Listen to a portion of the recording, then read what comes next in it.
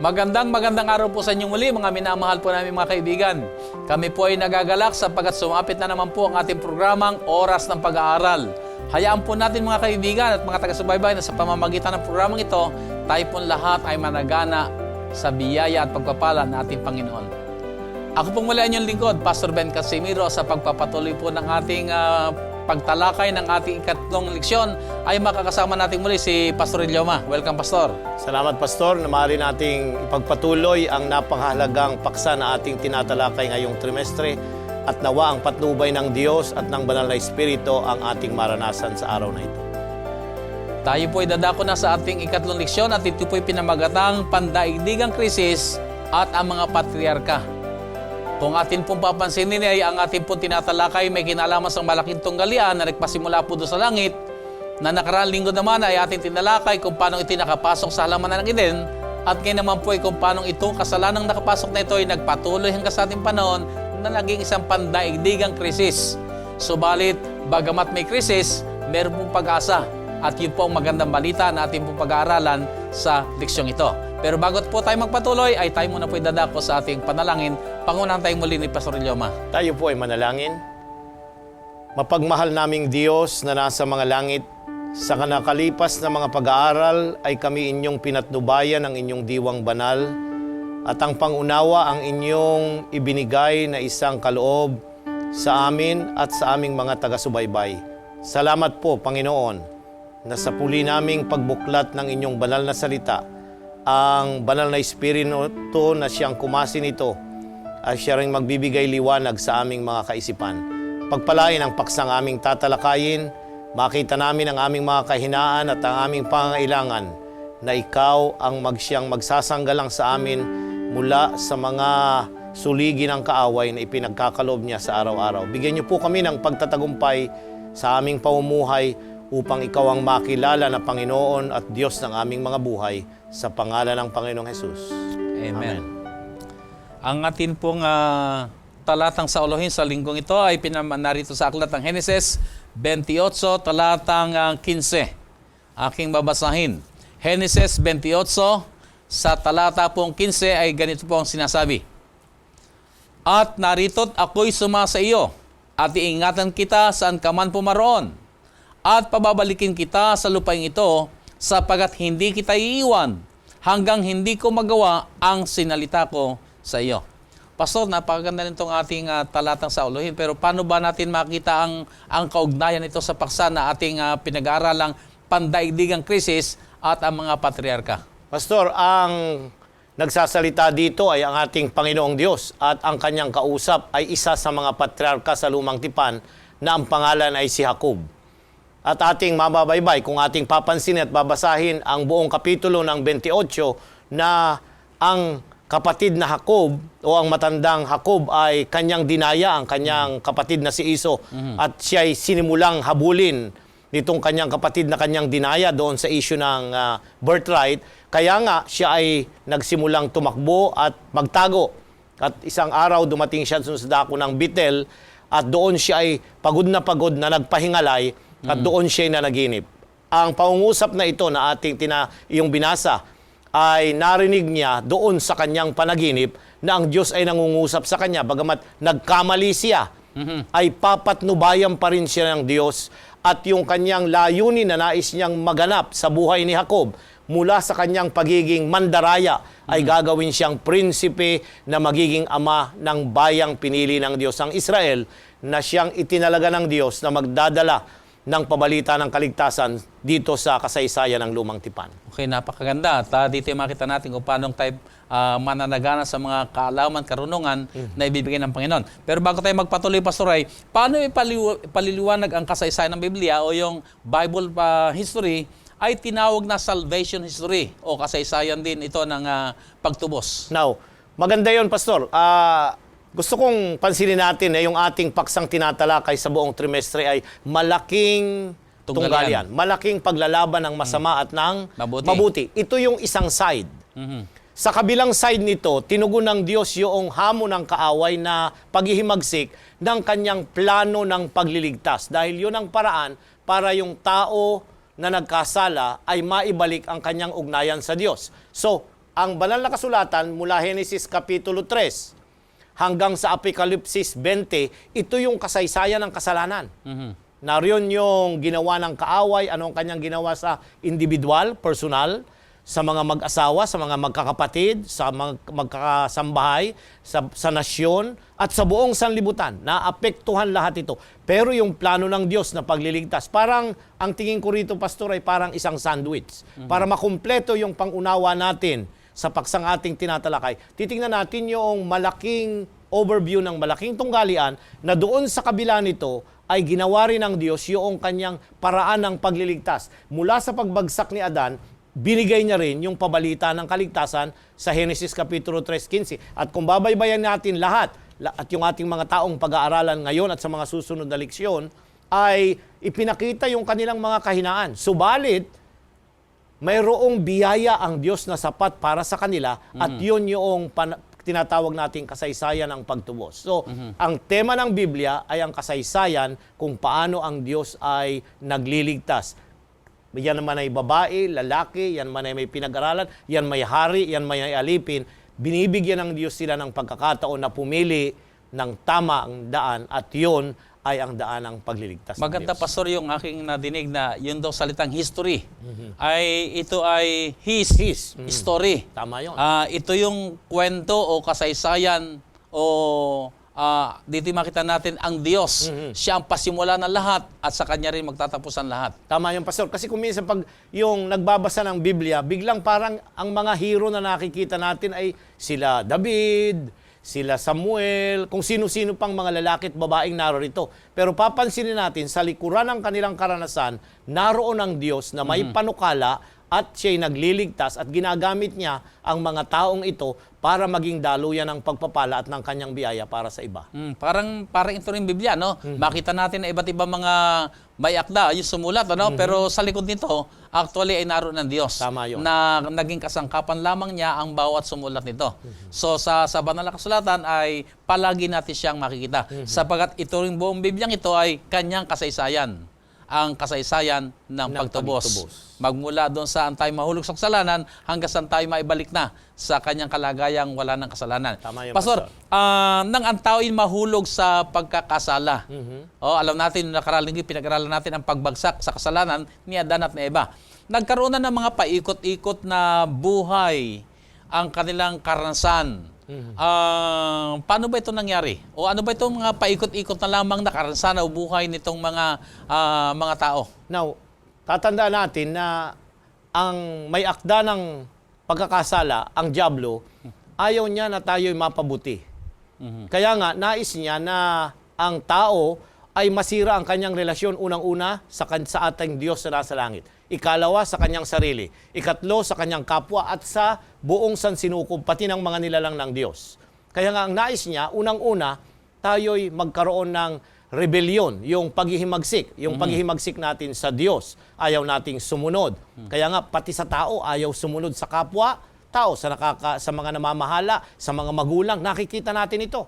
So ito yung nais ng Diyos. Kaya mapapansin natin mamaya sa pag-aaral sa kasaysayan ni Cain at Abel, na imbis na sumunod sa sinabi ng Diyos na paraan kung paano sila sasamba, ay ano ang nangyari? Naghandog siya ng sarili niya. Yun ay paraan ng pagre-rebelde. So, rebellion, yun ang unang bahagi ng cycle, yung pagtakbo ng kanilang buhay nung panahon yon. At pagkatapos na sila'y magkamali, Pastor, papasok yung tinatawag nating retribution. Biglang darating yung kahirapan. Mapapansin niyo dito na isinumpa si Cain. At maghihirap siya, kagaya ng Adan at Eva din, di ba? Nagkaroon na ng paghihirap yung babae sa kanyang panganganak, yung lalaki ay magkakaroon ng paggawa, tutulo ang pawis para siya magkaroon ng makakain. So, yung retribution, yun yung paraan ng Diyos na ipaalaala sa tao na ito yung bunga ng iyong pagkakamali at kaya ka nagdurusa, kaya ka naghihirap dahil ayaw mong sumunod doon sa tamang daan na nais ng Diyos. Pero hindi gusto ito ng Diyos. Ano? Hindi niya panukalang maghirap ka. Pero ito yung naging bunga. Bunga yun. At ipinapaunawa sa atin ng Diyos na kung dumadaan naman tayo sa ganitong mahirap na karanasan, hindi yun ang plano ng Panginoon. Tama yun. Dangat ito yung naging bunga ng ating mga maling pagpapasya. So, ano pa yung nagpapaikot-ikot? So, At nandoon na pagkatapos yung noon, rebellion. pagka naramdaman na nila na sila ay nagkamali, Pastor, ay magsisisi na. So Aha. makikita natin na lalapit na muli sila sa Diyos, dudulog ulit at sasabihin susunod na ako, Panginoon. Pagkatapos noon ay ibabalik sila ng Diyos, yung restoration. Ibabalik na sila dun sa masaganang katatayuan nila, pinagpapala. Pero pagkatapos noon, Pastor, kaya nga cycle, babalik na ulit doon sa rebellion, retribution, at pagsisisi, at pagkatapos nun, ibabalik na naman sila ulit. So, paikot-ikot, mula kay Adan hanggang ngayon, yun pa rin ang cycle ng buhay ng tao sa kanyang pakikipag-ugnayan sa Diyos. At siguro ay huwag na tayong pumunta kay Adan. Yung sariling buhay na lang natin na tingnan natin, ay talaga naman dumarang tayo sa karanasan. Sinasabi natin, nagtatalaga na tayo, ibinibigay ko na sa iyo ang aking buhay, ikaw lamang susundin ko. Pero dadating pa rin yung sandali na tayo ay tumatalikod, nakakalimot. Siguro hindi naman yung sasabihin kong hindi naman ako nagre-rebellion. Pero yung salita siguro ngayon ay pasaway. Yung bang gusto kong gawin, yung gusto ko. Dahil ito ang gusto ko, bahala ako sa buhay ko. Wala ka ng pakialam doon. Ayun, doon pa rin pumapasok, may mga paghimagsik. Na ibig sabihin ay yung pagganap ng hindi kalooban ng Diyos. Pero dahil sa ginawa natin yon, makakay na naman tayo ngayon sa nahihirapan ako, Panginoon, nagdurusa ako, magsisisi na ako. Yeah. Tapos ibalik mo na uli ako, Panginoon. So ito yung tinatawag natin cycle ng buhay. Cycle na bagamat ang gusto ng Panginoon ay makatakas tayo sa cycle na, pero ito talaga yung nagpapaulit-ulit na karanasan ng tao.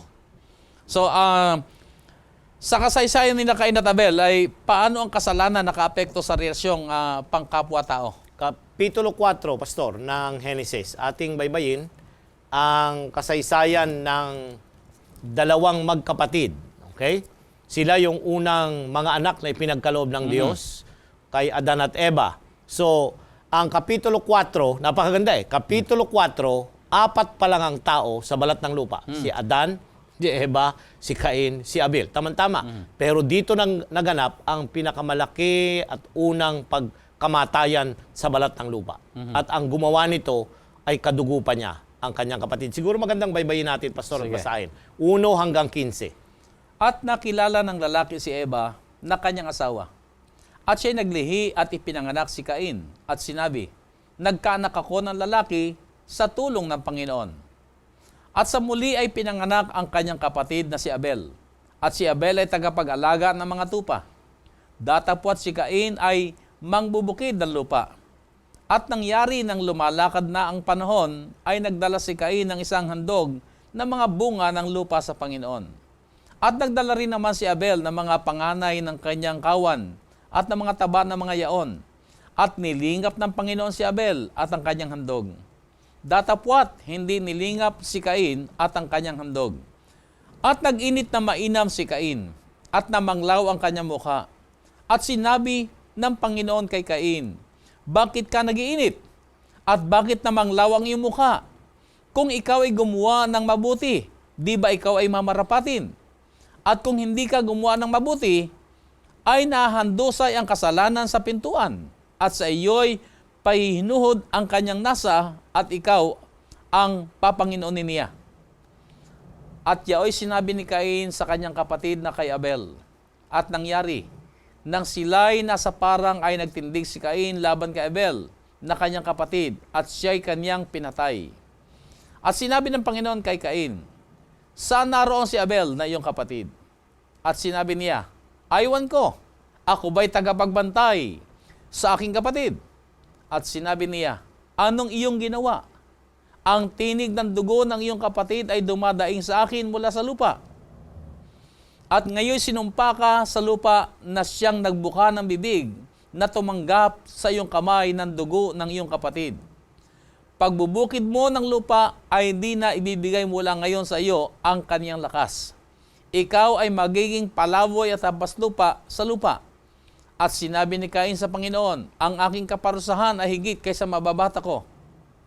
Narito ako'y iyong itinataboy ngayon mula sa ibabaw ng lupa. At sa iyong harapan ay magtatago ako.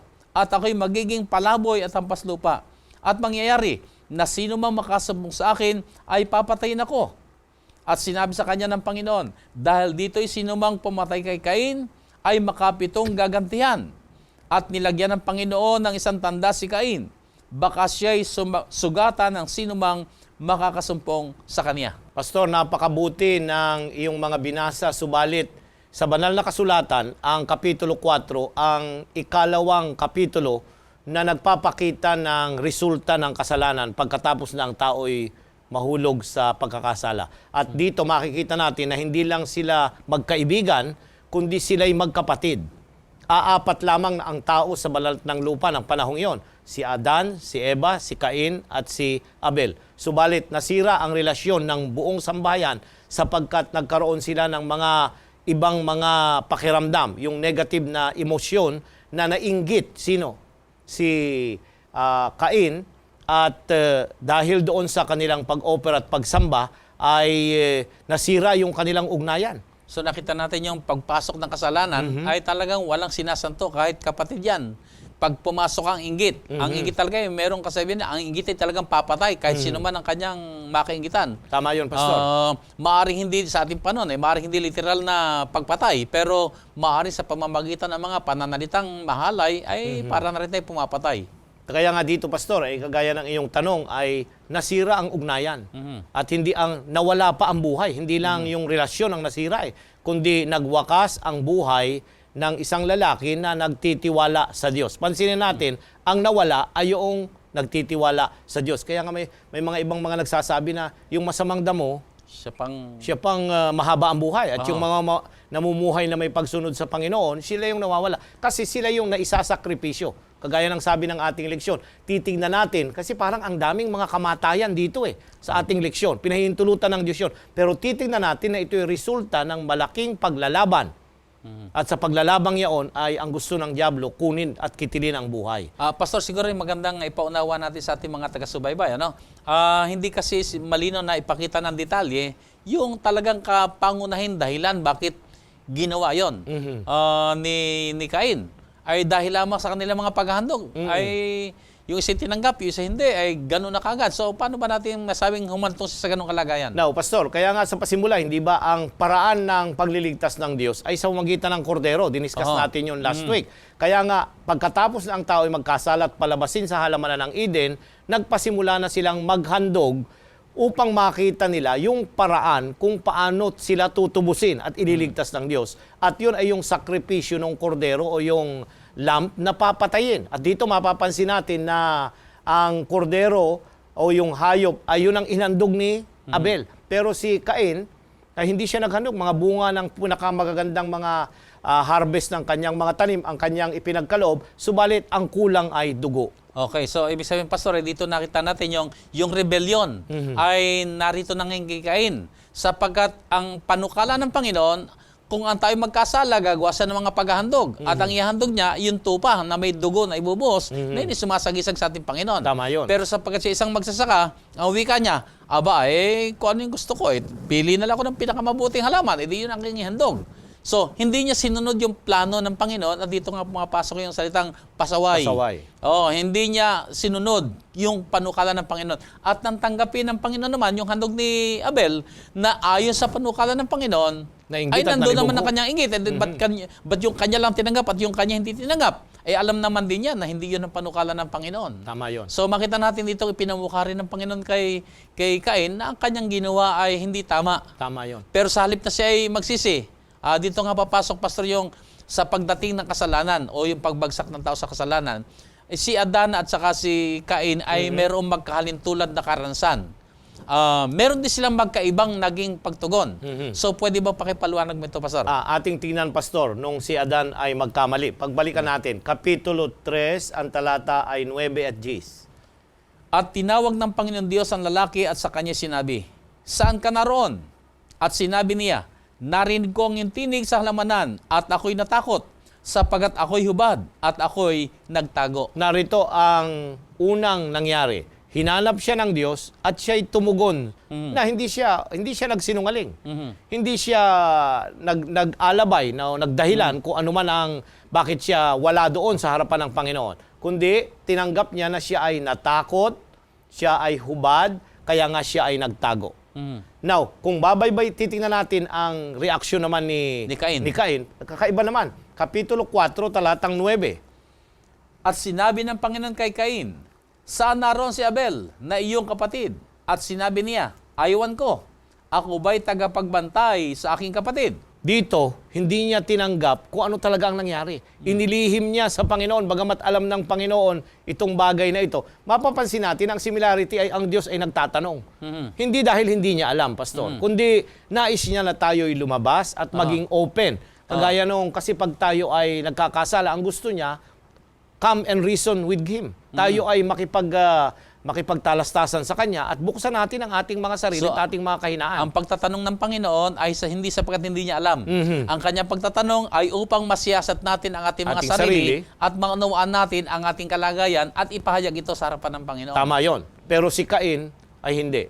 Kanyang ipinagkatutwa o kanyang pinagsinungaling na hindi niya alam kung nasaan ang kanyang kapatid. Alam niyang, siya nga lang naglibing eh. Oo. Kanya nang itinago sa lupa eh. Oh. So, Pero, ano so dito nangyari? nakita natin, Pastor, maraming lesson tayo mapupulot dito. Yung pagpatay, kasalanan. Pero hindi lang pagpatay ang kanya naging kasalanan. Pagsisinungaling pa. At siguro sabihin natin yun, nangangatwiran pa. Pastor, ako naniniwala na yung magkasala tayo ay, sabi nga that's bad.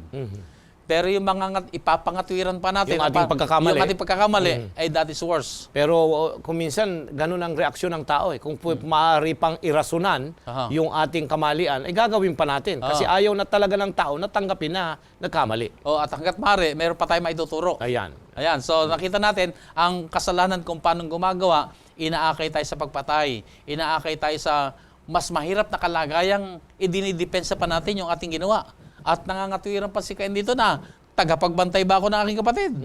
So makita natin kung paano ang kasalanan ay nakagawa sa buhay ni Cain at ang kasalanan kapag ginawa ay nagpapatuloy pa. Kaya nga sabi po sa Biblia ay aklat ng Deuteronomy, bantayan natin. Be sure your sin will find you out. Kasi kapag ang kasalanan na natili rito, ay ang bilis siyang dumami. Ang bilis niya na yung nagmumultiply ba? Tatakpan mo ng isa pang kasinungalingan. Ang ginawa mo, gagawin mo pa ng isang muli, mga katiran poli, ay talagang aakay tayo sa kapamakan. Kaya ang pinakamabuti po talaga mga kapatid, ay malungkot na bagay yung tayo magkasala.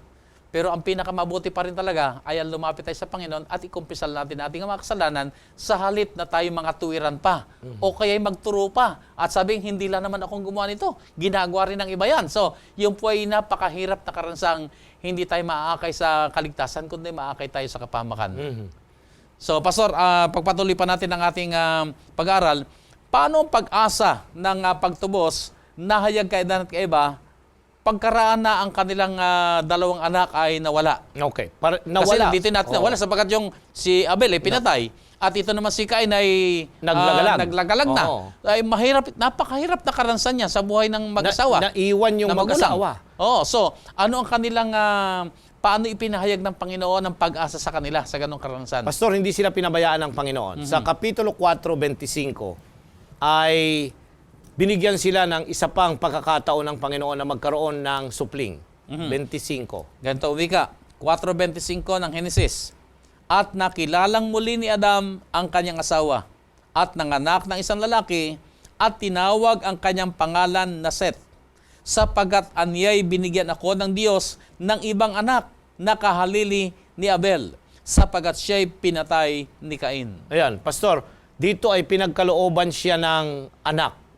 Nang ibig sabihin, kasi yung mga ipinapanganak, ini-expect nila na isa doon ay ang Mesiyas o yung kumakatawan sa kordero na magiging tagapagligtas. Kaya nga, kahit nga si Cain ay ang pagkaunawa ni Eva nung sila ipanganak at itong si Abel ay sila ay galing sa Panginoon na marahil siya na yung katuparan noong pangako na tagapagligtas sa taong nagkasala. Kaya dito, makikita natin na dito sa anak na ibinigay sa kanya, si Seth, ay ini-expect niya na dito siya ang magiging tagapagligtas ng sansinukob na darating. Ibig sabihin ay dahil nabigo sila sa pagkamatay ni Abel at ang pagkawala naman ni Cain, ay nandoon yung kanilang pag-asang muling magkakaroon pa ng bata na ipapanganak at kanilang iniisip na marahil ay ito na yung magiging Mesiyas.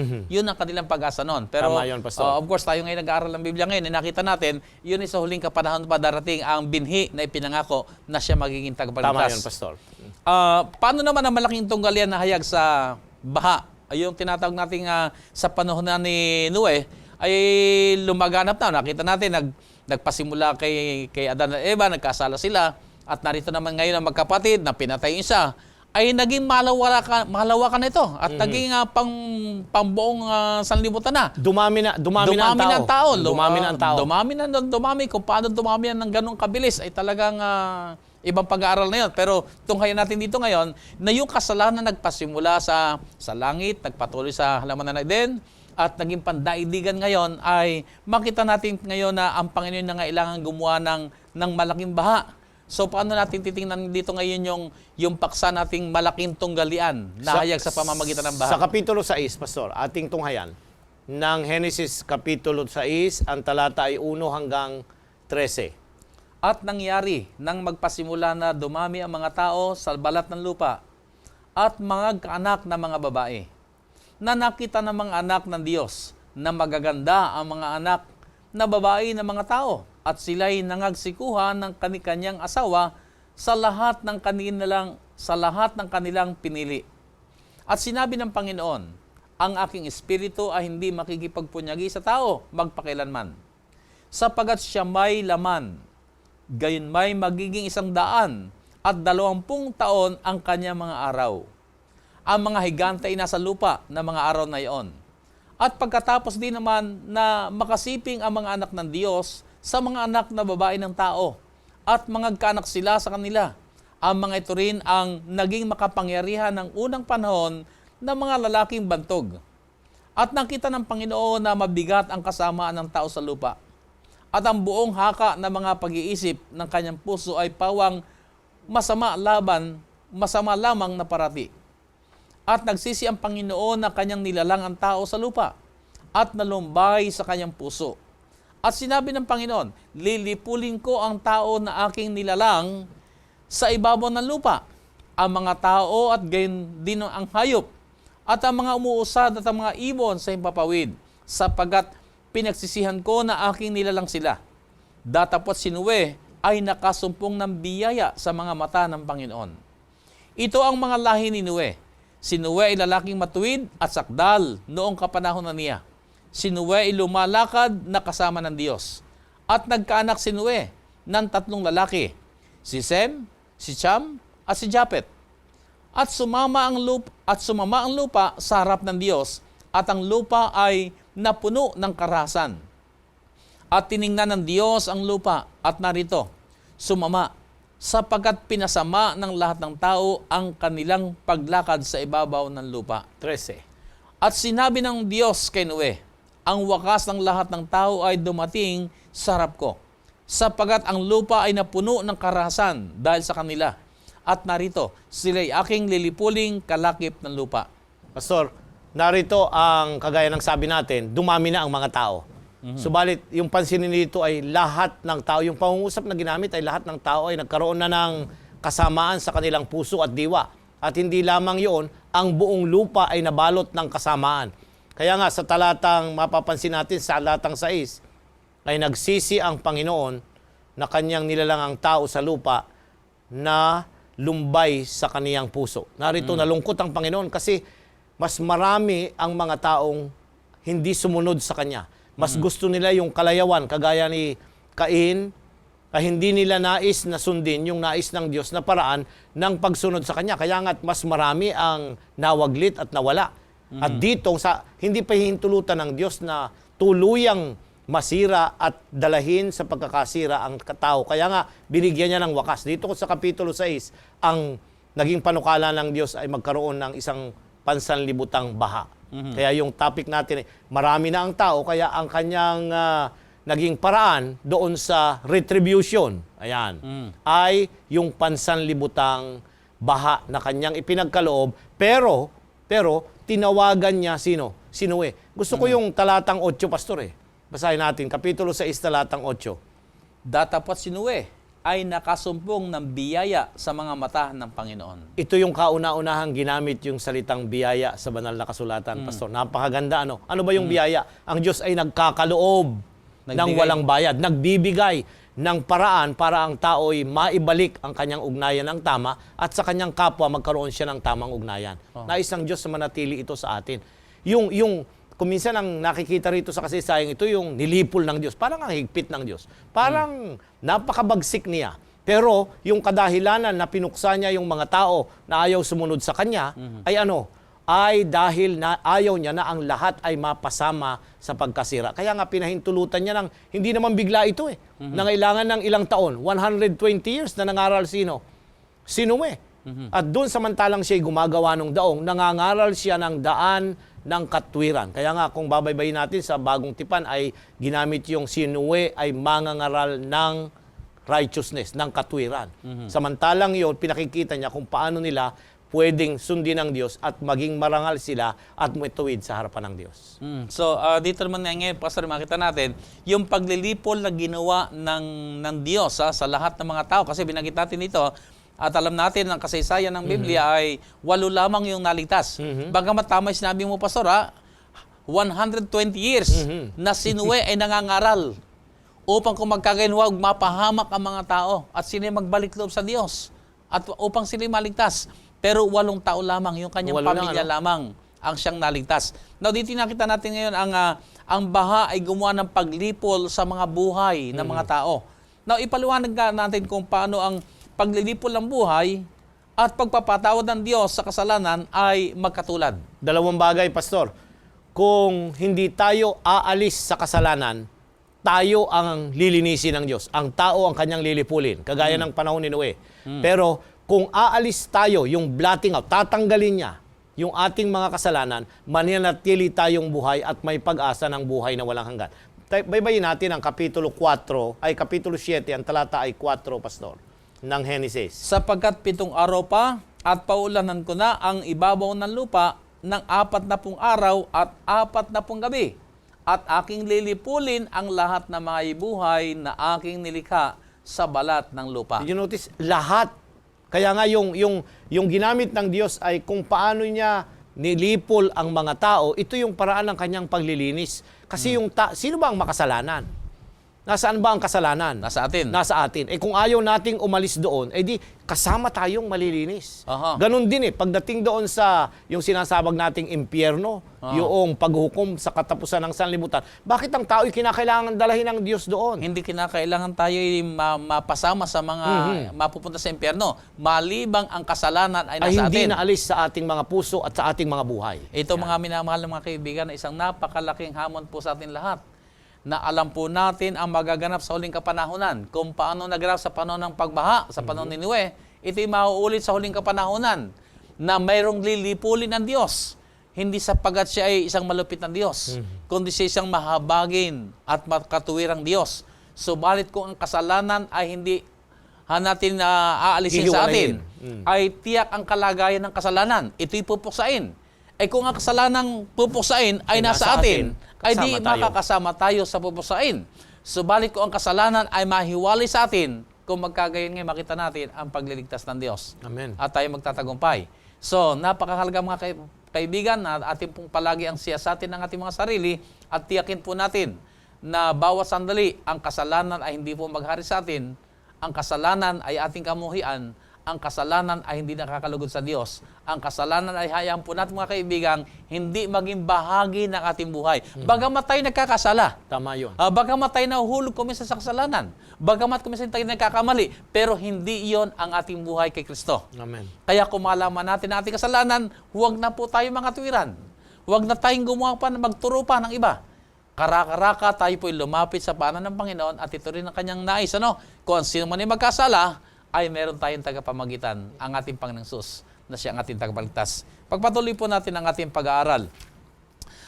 Sa kasaysayan naman ni Abraham sa Genesis Kapitulo 22, paano nahayag ang malaking tunggalian? Yan, Pastor. Patuloy natin pinag-aaralan mga kaibigan. Ang ating paksa sa buong trimestre ito ay may kinalaman sa malaking tunggalian sa pagitan ng mabuti at masama. Malaking tunggalian sa pagitan ni Kristo at ng kaaway. So, bawat kasaysayan po sa banal na kasulatan, bawat kasaysayan natin sa ating panahon ngayon, ay makikita natin yung backdrop ng great controversy. So, sa karanasan naman ni Abraham, paano nahayag itong great contra o malaking tunggalian? Unang-una sa lahat, Pastor, si Abraham ay napakatapat na tao. Siya ay kinikilala na ama ng malalaking relihiyon sa balat ng lupa. Una, ang Judaismo, ang mga Hudyo. Ikalawa, ang mga Kristiyano. At ang ikatlo ay ang mga Muslim o Islam. Sila ay kinikilala na sila sa Abraham na ama ng kanilang pananampalataya. Kasi sa lagi siya na may nagtapat sa Panginoon. Pero makikita natin ang lalaking ito'y meron ding mga kamalian. So makikita natin dito na sa malaking tunggalian ay may mga lalaki ang Diyos na tatayo sa Kanya. Hindi sila sakdal. May mga kapintasan sila. Kagaya dito ay kinuha ni Abraham, sino? Si Hagar. Para matupad yung pangako na magkaroon siya ng anak. Tingnan pa natin si Abraham na tinatawag na ama ng pananampalataya. Pero marami beses natin siya nakita ng kawalan ng pananampalataya. Nagsinungaling siya nung nasa Ehipto sila dahil maganda yung kanyang asawa. So dito makita natin, hindi ibig sabihin na tinawag siyang ama ng pananampalataya, ay Wala siyang kamalian. wala siyang kamalian o lahat ng panahon ay siya'y puno ng pananampalataya. May panahon din siya na kagaya natin na nagkakamali. Pero ang kaibahan nito, nandoon yung kanyang lubos na pananampalatayang nakahandang patunayan ng pananampalataya sa pamamagitan ng kanyang mga pagsunod. Opo, Pastor, dito sa Kapitulo 22 ay napakaganda nito. Ating baybayin, ang kabanata ay 22. Titingnan na lang natin yung ilang mga talata. Talatang 6 hanggang 12. Ganito ang wika. At kinuha ni Abraham ang kahoy ng handog na susunugin. At pinasan kay Isaac na kanyang anak. At dinala sa kanyang kamay ang apoy at ang sundang. At sila'y kapwa yumaong magkasama. At nagsalita si Isaac kay Abraham na kanyang ama, na sinabi, Ama ko. At kanyang sinabi, Narito ako, anak ko. At sinabi, Narito ang apoy at ang kahoy, ngunit saan naroon ang korderong pinakahandog na susunugin? At sinabi ni Abraham, Diyos ang maghahanda ng korderong pinakahandog na susunugin, anak ko. Ano pat sila'y kapwa yumaong magkasama. At sila'y dumating sa dakong sa kanya'y sinabi ng Diyos, at nagtayo si Abraham doon ng isang dambana, at inayos ang kahoy, at tinalian si Isaac na kanyang anak, at inilagay sa ibabaw ng dambana sa ibabaw ng kahoy. At iniunat ni Abraham ang kanyang kamay at hinawakan ng sundang upang patayin ang kanyang anak. At tinawag siya ng anghel ng Panginoon mula sa langit at sinabi, Abraham, Abraham. At kanyang sinabi, Narito ako. At sa kanya sinabi, Huwag mong buhatin ang iyong kamay sa bata o gawan man siya ng anuman, sapagkat talas ko ngayon na ikaw ay natatakot sa Diyos, sa paraang hindi mo itinanggi sa akin ang iyong anak, ang iyong bugtong na anak. At itiningin ni Abraham ang kanyang mga mata at nagmalas, at narito ang isang tupang lalaki sa dakong likuran niya na huli sa dawag sa kanyang mga sungay. At pumaron si Abraham at kinuha ang tupa at siyang inihandog na susunugin na inihalili sa kanyang anak. Pastor, ang Kapitulong 22 ay isang napakahalagang kapitulo sa Lumang Tipan sapagkat ito yung pagsubok na ibinigay ng Diyos sa ama ng pananampalataya. Bagamat alam niya ang katapatan ng lalaking ito, ay nais niyang ipakita at natala sa banal na kasulatan ang tagpong ito sa kanyang buhay, sapagkat nais niya na ipakita rin yung kasaysayan at karanasan ng Diyos ng pagbibigay ng kanyang anak na ipagkakaloob niya na bilang handog at kahalili natin dahil sa ating pagkakasala. Sa kapitulong ito, Pastor, na inyong binasa ay ipinagkaloob ni Abraham ng buong buo yung kanyang anak bilang handog na susunugin.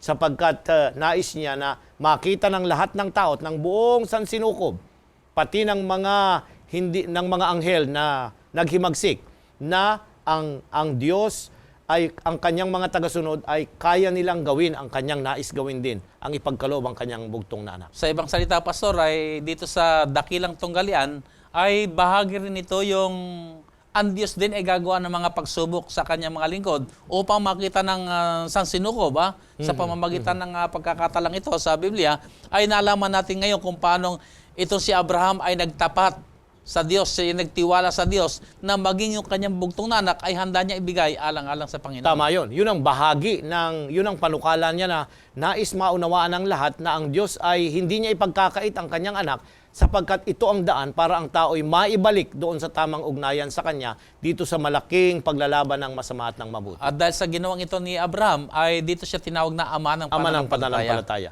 At dito, Pastor, ay napakagandang baybayin natin na ang ating Panginoong Hesus ay naririto sa tagpong ito. Marahil sa mga nagbabasa ng Biblia ay hindi nila masyadong nakikita rito.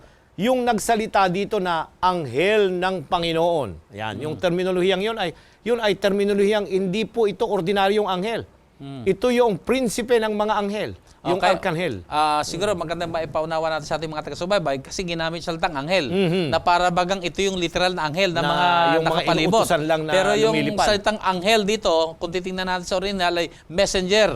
So sa pagkakataong ito, ang isinugo ay ang ating Panginoong Jesus mismo dito kay Abraham. Ikalawang dahilan kung bakit yun ay pinaniniwalaan natin sapagkat yung pagtawag niya ay Abraham, Abraham. Yung 2 beses na inuulit ang pangalan ng kanyang tinatawag. Style ito ng Panginoong Hesus pag tayo nagbasa sa bagong tipan. At pansinin nyo, Jerusalem, Jerusalem. How many times have I gathered thee? Tuwing inuulit yon, ang nagsasalita, ako'y naniniwala na ang ating Panginoong Hesus. Ikalawa, yung nagkaloob ng Diyos ng tupa sa Kapitulo 13, yung hiling bahagi ng iyong binasa ay mayroong tupa na lalaking tupa na nakasabit ang kanyang sungay sa mga dawagan. Kumakatawan ng Kristo na mamamatay doon sa krus na ipinagkaloob na nagkaroon ng koronang tinik para sa iyo at para sa akin. At ito rin yung sinabi ni Abraham nang bago sila lumakad ni Isaac Na ang Diyos. ang siyang magkakaloob ng tupang inihanda para sunugin. Kaya napakalinaw, sa tagpong ito ay talo ang dyablo. Marahil sabihin natin, saan yung paglalaban dito? Natalo ang dyablo sapagkat yung hindi niya ipinagkait yung kanyang anak, bagkos pinahintulutan niya at nakita ng Diyos yung kanyang pananampalataya at pagsunod. Ibig sabihin din ito, Pastor, sa ating mga buhay, ay kapag tayo ay nabibigo, bumabagsak sa kasalanan, ay sa malaking tunggalian ay nagtatagumpay yung para bangin laro na yung hilihan ba, Pastor, ng lubid. Tag-of-war. Tag-of-war. Ay pagka yung nahihila tayo, ay di pagka tayo nadala, ay di tayo natatalo. Pero pagka sila naman yung ating nahihila, ay di tayo nananalo. Ay dito sa labanang ito pinakita ni Abraham na panalo ang Diyos sapagkat ipinakita rito yung kanyang pagtatapat. Tama yun, Pastor. Tingnan naman natin ngayon, Pastor, ang kasaysayan naman ni Jacob na. Dito sa puntahan natin sa Genesis Kapitulo 28, ay anong dakilang pag-asa ang nasumpungan sa kanyang panaginip? Sa talatang 12 hanggang 15, Pastor, ng Kapitulo 28. 12 hanggang 15. Ganito ang wika sa aklat ng Genesis 28, talatang 12 hanggang 15. At nanaginip, at narito, ang isang hagdan na ang puno ay nasa lupa at ang dulo ay umabot sa langit.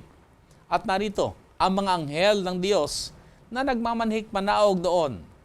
At narito, ang Panginoon ay nasa kataas-taasan niyon at nagsabi, Ako ang Panginoon, ang Diyos ni Abraham na iyong ama, at ang Diyos ni Isaac.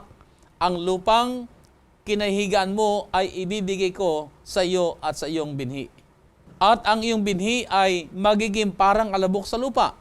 At kakalat ka at ka sa kalunuran at sa silanganan at sa hilagaan at sa timugan at sa iyong binhi ay pagpapalain ng lahat ng angkan sa lupa. At narito't ako'y sumasa iyo at iingatan kita saan ka man pumaroon. At pababalikin kita sa lupaing ito sapagkat hindi kita iiwan hanggang hindi ko magawa ang sinalita ko sa iyo. Kagaya ng sinabi natin sa pasimula ng ating programa, yung ating susing talata ay masumpungan dito, Pastor, ng Diyos ay nangako na hindi kita iiwan. Dito sa malaking tunggalian, Pastor, ay hindi niya tayo pababayaan. Naroon, tayo ang pwedeng mang-iwan, pero ang Diyos hindi niya tayo iiwan. Si Jacob dito nagkamali, di ba? Dinaya yung kanyang kapatid. Pumunta siya dun sa side ng kabila, sa side ng dyablo. Subalit, nung siya'y tumatakas na, pinalalahanan siya ng Diyos. Ipinakita ang langit at ang mga anghel, nakakampi niya kung siya'y nasa panig ng Diyos. Napakaganda Binuksan niya yung pananaw ni Jacob na dito sa malaking tunggalian ay may koneksyon ang lupa at ang langit at nagpapanhik manaog. May mga anghel na isinusugo ang Diyos para tayo protektahan, ingatan, at paalalahanan para wag tayong magkamali.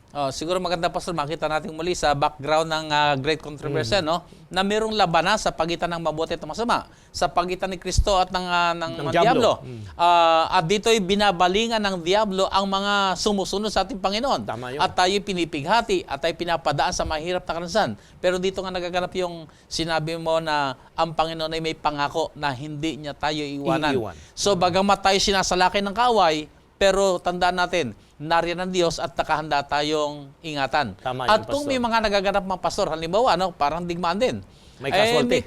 Meron talagang May casualty. casualty. Ayan. Ay bagamat hindi kalooban ng Diyos na mayroong dumaan sa mahirap na karanasan, pero naipapahintulot din gawa nga nitong great controversy nito. Kagaya ng, for example, ay papunta tayo sa gawain, nakasakay tayo sa bus, na aksidente, masama ang nangyari sa atin.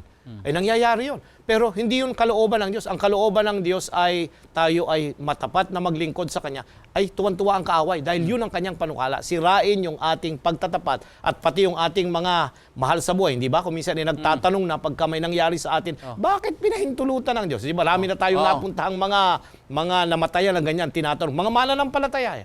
Dapat makita natin na hindi ang Diyos ang nagpanukala na gano'n ang mangyari. Bagamat kanyang pinahintulot, at meron din siyang panukala na kung pinahintulot man niya ang pamamahinga ng isang kapatid natin, ay meron din siyang mga panukala. Bagamat hindi yun ang kanyang kalooban, pero may mga pinahintulot na tayong tinatawag. Tama yun, Pastor. Dito nga ay makita nga natin, sa kadahilanan ng malaking tunggalyang ito, ay kagaya ng binanggit mo nga, nagkakaroon din talaga ng mga casualty. At idalangin lamang natin sa Panginoon na sa kanyang biyaya, ano man ang mangyari at karanasan natin sa lupang ito, tayo ang mahalagay nasa panig ng Panginoon. Pastor, paano naman ang hiduan sa pagitan ni Jacob at ni Esau nahayag ang malaking tunggalian? Sa maikling panalisay, Pastor, ay dito ay si Esau ay makamaterial na bagay. Kaya nga, ipinagpalit niya yung kanyang birthright. Pero si Jacob, alam niya na mahalaga yun. Kaya nga, medyo kahit na gumamit siya ng pandaraya, alam niya na yung birthright ay galing sa Panginoon. Bahagi ito ng mga pagpapala ipinagkakaloob ng Diyos. So doon makikita pa lang natin yung material na mga makasariling bagay, ayun lang panandali ang nagugutom siya, hindi ba? Yung karanasan doon. Pinagpalit niya na yung malaking pagpapala ng kanyang sarili, pamilya at ng buong nasyon. Dito makikita natin na ang Diablo ay ganun ang gusto niya, yung panandalian lamang. Ayaw niyang tingnan natin yung mas malawak na maghihirap ka nga ngayon pero nagtatapat ka, may buhay na walang hanggang inihahanda para sa iyo. So ibig sabihin ay dito makita natin yung hindi pagbibigay halaga doon sa birthright na nasa kanya na. Dahil lamang sa mga material na bagay. Tama yun. Siguro ay maaaring nagaganap din dito sa ating mga buhay ngayon, ano? Dahilan lamang sa promotion sa trabaho o dagdag na sweldo ay nakahanda nang ipagpalit natin yung mga pansamantala kaysa dito sa mga bagay na mas mahalaga. Kung minsan ay nakakalimutan na yung pagsamba dahil kinakailangan siyang mag-report na sa gawain. O kaya may examination sa mga mag-aaral ay pumupunta na siya para mag-exam. So kung minsan ay nagiging kagayatan ni Iso na talagang yung panandalian, yung present lang ang kanyang nakita. Ang nakita lamang niya, yung pasamantala. At kanyang ipinagpalit yung higit na mas mahalaga na yun ay ang ibinigay sa kanya na birthright ng Panginoon. So dito yung nakita natin yung great controversy muli, ano? Na kung paano may nagtapat, meron naman din tayo nakita rin naman na hindi rin nagtapat at binaliwala yung mga bagay na higit na mas mahalaga. So, dito naman sa pag-aaral natin, sa karanasan naman ni Jose, ano ang ginagampanan ng bahagi ng, bago tayo dumako doon ay, ang tao ay sinabi na puso ay makasalanan. Sa Jeremias Kapitulo 17, talatang 9, Pastor, pansinin natin. Kasi doon nagsisimula Jeremias 17:9. Ganito ang wika. Ang puso ay magdaraya ng higit kaysa lahat na bagay at totoong masama. Sinong makaalam? Yan, sa atin, kahit na tayo kung minsan, nararamdaman natin na bakit ganito ang gusto ko? Bakit ganito? Yung ayaw nating gawin, yun ang ating nagagawa. Kasi ito yung pandaraya ng puso. Kasi ang puso dito, yung sentro ng ating pagiging isang nilalang. Yung ating pag-iisip at ating emosyon, sama-sama ng lahat yan. At ito yung nagdidikta kung ano ang magiging kapasyahan natin. Kaya dito makikita natin na ang ginagampanan nito sa malaking tunggalian ay mahalaga. Kasi ito yung seat ng kapasyahan na nais natin na sumunod o hindi sumunod sa kalooban ng Diyos. At dito binabanggit na tayo naakay sa pagkadaya dahil din marahil sa ating mga nakikita o dahil marahil sa mga pagkumbinsi sa atin na gawin natin isang bagay bagamat hindi dapat ay nagagawa natin dahil sa aming mga pansamantalangang mga kabayaran o kaginawang idudulot noon. Pero dito inaakay tayo na ingatan natin ating puso sapagkat maaaring tayo mapahamak. Paano naman ang kasaysayan ni Jose at ng kanyang mga kapatid? Naglarawan ng malaking tunggalian at ng kalinga ng Diyos. Alam natin, Pastor, ang kasaysayan na inggit na naman. Inggit na naman eh. Dahil pinagkalooban ng tatay si Jose ng kanyang magandang kasuotan, balabal, hindi ba? Nainggit. At noong siya'y nanaginip, at sinabi niyang nagbow lahat yung kanilang mga inani sa kanya, ay talagang siguro ngit-ngit na ngit-ngit yung kanyang mga kapatid. At isang araw, nagpanukala na lamang sila, alam natin, doon sa kapitulo mula 40 hanggang 45 na kanilang patayin si Jose.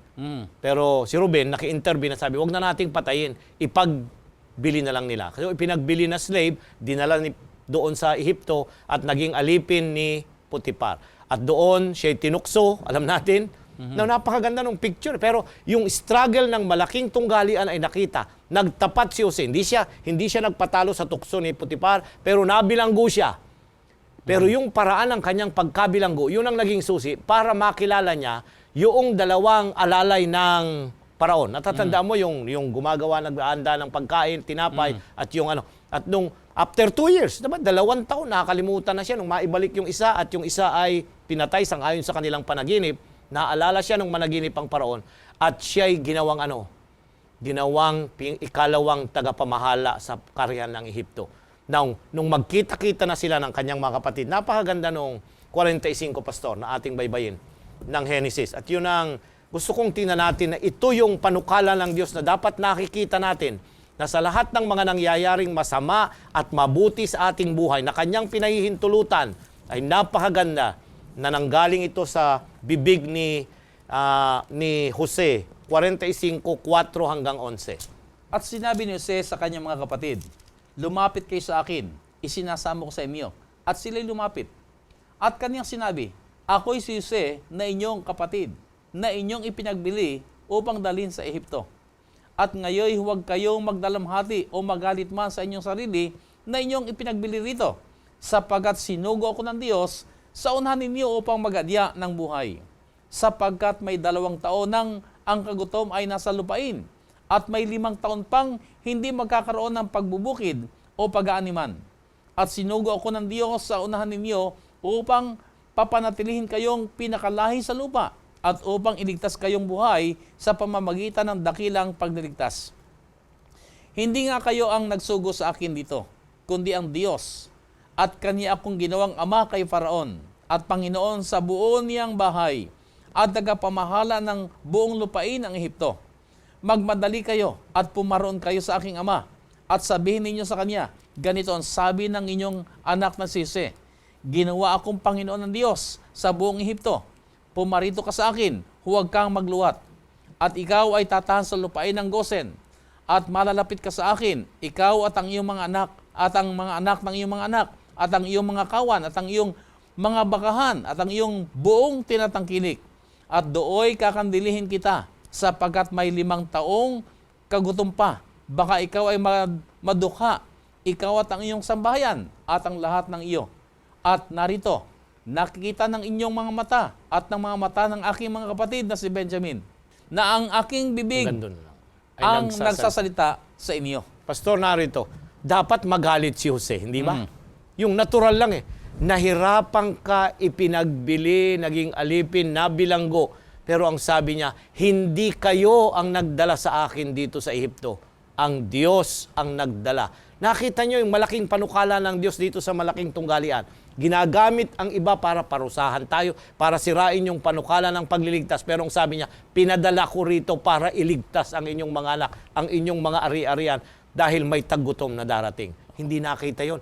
Hindi rin nakita ng mga kapatid yun from the start. Pero ngayon, nabuklat na ang kasaysayan. At ngayon, naintindihan nila kung bakit may mga ups and downs sa kanilang mga karanasan. At naunawaan nila na ang Diyos ang nagpahintulot ng lahat ng At ako'y naniniwala ng pastor na hindi lamang yung mga kapatid niya nakaunawa. Si Jose mismo ay doon na lamang niya nanawaan Nauntindihan ang din. dakilang plano ng Panginoon. Kasi ang buhay nga pastor ay parang sabi nga may mga kanya-kanya chapter yan.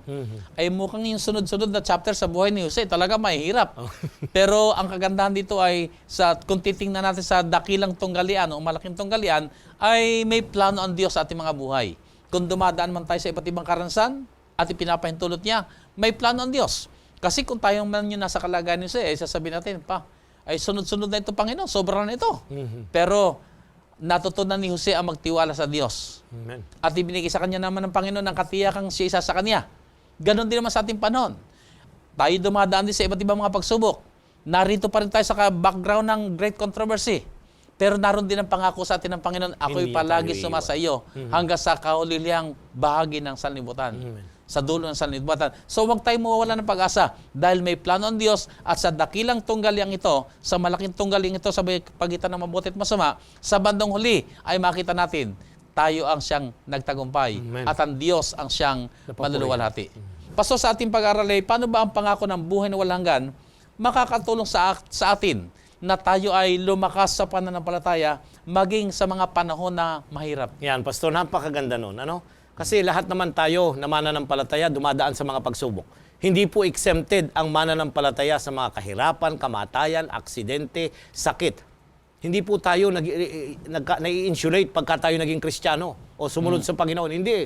Lumadanas pa rin tayo at lalo tayong pinag-iinitan ng kaaway. Kaya nga, ibinabato niya ito. At humihingi siya ng pagkakataon na tayo'y talagang pahirapan hanggang kagaya kay Job na wag lamang mawala ang ating buhay ay manatili tayong nawang nagtatapat. Now, yung eternal life dito ay mahalaga, Pastor. Kasi bagamat sa lupang ito, panandalian, mamamatay tayo, pero meron tayong hinihintay na pag-asa na buhay na walang hanggan. Na ang ibig sabihin, mananatili tayong kasama ng Diyos at tayo ay magtatamasa ng mga walang kamatayan, walang sakit, wala nang kahirapan, sapagkat tapos na ang malaking tunggalian sa ating buhay at sa daigdig na ating hinaharapan. Yun ang ibig sabihin ng malaking tunggalian. Yung buhay na walang hanggan ay ebidensya na nagtagumpay ang Diyos at ang mga banal sa malaking pag-aaway ng masama at ng mabuti. Okay, maraming salamat, Pastor. At dito mga kaibigan, nakita po natin kung paano ang krisis ay nagpatuloy maging sa panahon ng ating mga patriarka at ito yung magpapatuloy pa natin pag-aaralan. Pero sa kabila ng mga karanasan nilang dinaanan, ang Diyos ay kanilang nakitang sumasa kanila. At sana po ito yung magbigay sa atin ng pag-asa at magbigay sa atin ng inspirasyon. Ano man ang ating mga dinadaanan sa buhay nito, ang Diyos natin na pinaglilingkuran ay sumasa atin. Siya ay nagmamahal sa bawat isa sa atin. At sa kabila ng krisis, makikita natin ang mga biyaya ng Panginoong nagtatawid sa atin sa pagtatagumpay at ang lalo tayong maging lalong malapit sa Kanya. Sa ating po pagtatapos ay hilingin natin si Pastor Pastor, ang Huling kasaysayan ng mga patriarka, yung mga unang matatandang nanampalataya sa Diyos. Kaya nga patriarka ay hindi po puros magaganda ang kanilang naging karanasan. Pinahintulutan ng Diyos na magkasala sila, magkamali, matumba at mabuwal. Subalit naroon ng Diyos, hindi kita iiwan kagaya kay Jacob. Hindi niya iniwan si Jacob hanggang siya'y nagbago at naging isang Israel at naging isang panibagong bansa. Ganon din naman kay Jose at ang kanyang sambayan. Sa lahat ng kanilang maging karanasan, ipinaunawa ng Diyos, ako'y kasama mo at may panukala ako at ang aking panukala ay napakabuti ang magkaroon kayo ng buhay na walang hanggan. At alam natin, ang Diyos ay tapat na ang kanyang pinangako ay kanyang tutuparin. gaganapin. Sana po ito nagbigay sa atin inspirasyon sa ating pamumuhay, sa ating karanasan sa araw-araw. Tayo po'y dumako na sa ating panalangin. Banal at dakila namin Diyos, na palaging sa amin nagmamahal, na palaging tapat, na gumagawa ng mabuti sa amin, na anuman daan na naming karanasan sa lupang ito, alam po namin kay nariyan at nakahandang tumulong upang magbigay sa amin ng pagtatagumpay. Marami pong salamat.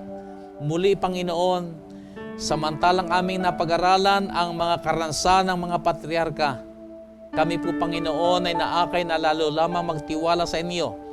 Ang inyong pinangako ay inyong bibigyan ng katuparan sa wakas ng dakilang tunggaliang ito. kami po'y magtatagumpay at maluluwalhati ang inyong dakilang pangalan. Hawakan lamang po ninyo, Panginoon, ang aming mga kamay. Mapanatili kami nagtatapat hanggang sa wakas. At ngayon, Panginoon, minsan pa, itinataas po namin sa inyo ang lahat namin mga kaibigang sa mga sandaling ito ay nakasubaybay sa programang ito. Pagpalain po sila, O Diyos, managana sa inyong biyaya at mga kabutihan. Palaguin sila, Panginoon, sa pananampalataya at maging sa kanilang kabuhayan sa araw-araw, managana po sila, Ama, sa inyong mga pagpapala at mga kabutihan. Salamat po, Ama, sa pagtugon sa aming mga dalangin sa pangalan ng aming Panginoong Hesus. Amen. Muli po ay naanyayahan namin kayo sa darating na linggo. Samahan niyo po kami muli dito sa programang Oras ng Pag-aaral. Pagpalain kayo lahat ng ating mahal na Diyos.